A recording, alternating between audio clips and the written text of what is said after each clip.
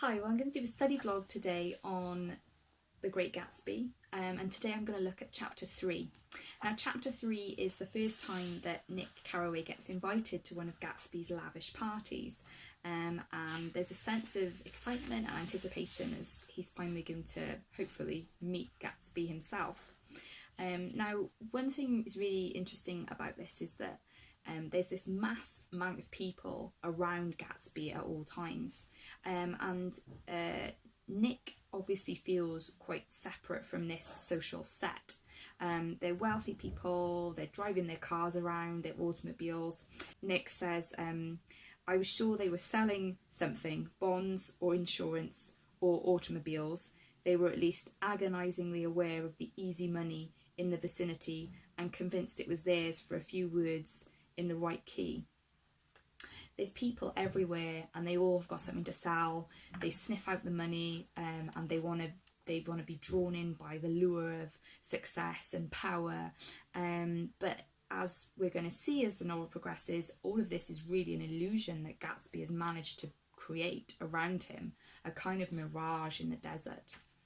Before Nick meets Gatsby, he hears all these ludicrous stories about him. Somebody says they thought he killed a man once. Another person says he was a German spy during the war. And someone says, well, he couldn't be that because he was in the American army. But there's generally this romantic speculation about Gatsby. Who is he? Where does he come from? What's his story?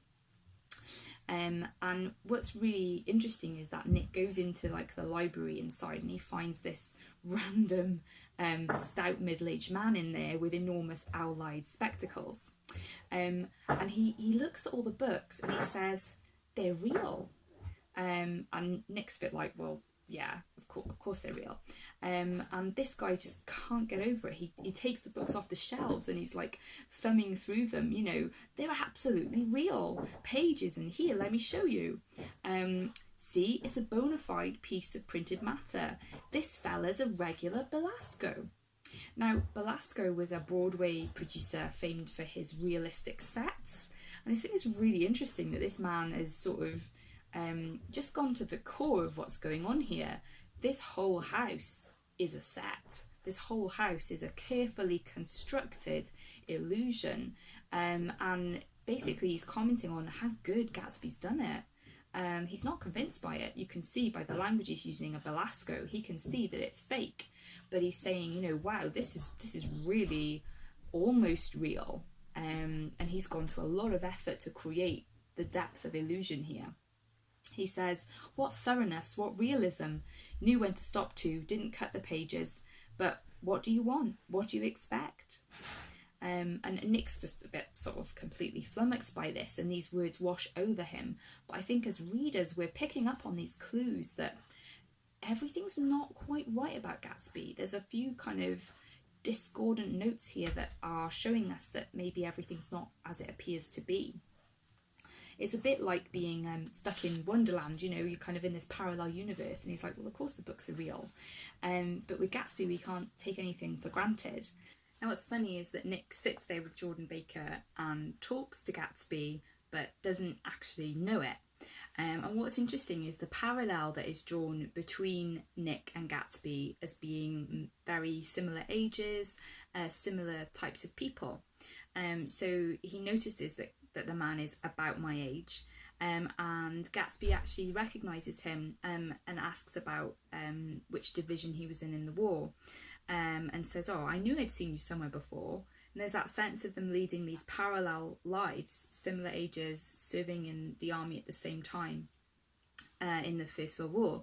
And what's really interesting is that then Nick discovers who Gatsby is. So already there's been established some kind of parity between them, some kind of link, however obtuse it may be. Now, it's interesting that Gatsby uses the kind of put on old boy language, old sport, to try to suggest that he's this, Oxford man. Well, we find out he was only there for a very short amount of time. He wasn't really at Oxford in the same sense of the word. And again, it's part of the illusion that he's creating about himself. Now, Nick kind of looks at Gatsby and he's like, well, I could see nothing sinister about him. I wondered if the fact he was not drinking helped to set him off from his guests.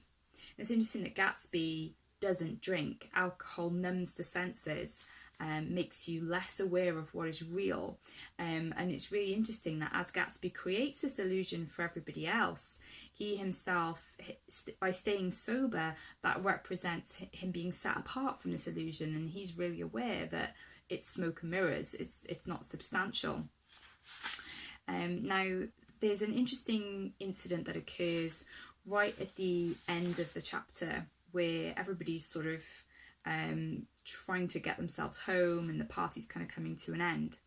And Nick notices that a coupe from Gatsby's drive has been driven out and into a ditch. It's a real lack of responsibility here, and a real sense that the money that these people have and the recklessness is heading for disaster and heading for destruction.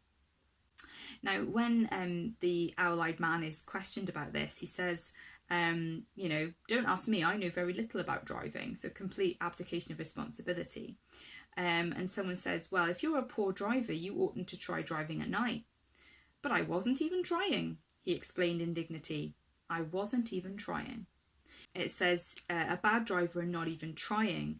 And the man says, you don't understand, I wasn't driving. There's another man in the car. And the crowd steps back and another individual comes out of the wreck and says, what's the matter? Did we run out of gas? So the owl-eyed man isn't technically the driver, but nobody's actually explaining anything, and why he got into the car with the other driver we don't know. The other driver doesn't really take responsibility either. And this car crash, I think, is a metaphor for the lifestyle of these wealthy people. It's just a recklessness and a self-destruction. Now, it's interesting that Nick begins to like New York. He says, the racy, adventurous feel of it at night, the satisfaction that the constant flicker of men and women and machines gives to the restless eye. And there's a sense in which he enjoys the anonymity of New York, and he's beginning to become like these people, even though he's tried so hard to separate himself from them. And in his sort of romantic interlude with Jordan Baker, which he himself describes as a tender curiosity, he's not exactly fussed on her, I think is indicative of this deeper social problem, this loneliness that is pervasive and a lack of real connection with people. He says she was incurably dishonest, and he can't stand the way she lies so casually. And he has this confrontation with her about driving. He says, you're a rotten driver. Either you ought to be more careful or you oughtn't to drive at all. And Jordan says, it takes two to make an accident. Nick says, suppose you met someone just as careless as yourself. And it's interesting that this metaphor, this recklessness is ongoing, that just as Jordan is driving carelessly, Daisy is going to drive carelessly too, which is going to end up in the death of Myrtle, Tom's lover. So we've got the symbol of the automobile as a symbol of money, power and excess and extravagance, and then we've also got it as a symbol of death, because it's going to foreshadow later events in the novel and the danger around this power and money.